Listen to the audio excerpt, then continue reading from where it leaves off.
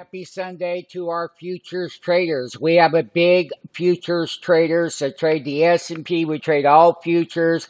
This is the futures on the NQ100.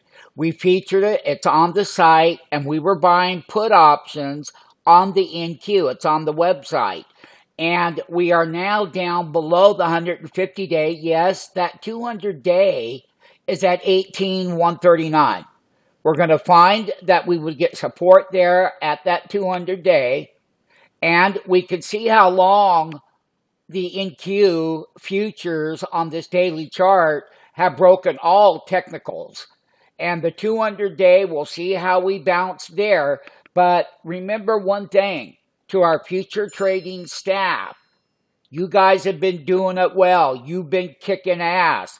And I will tell you another thing. There's more downside in the futures. I will be updating the futures at 6 o'clock p.m. tonight. This is the daily chart on the NQ100 futures. More downside.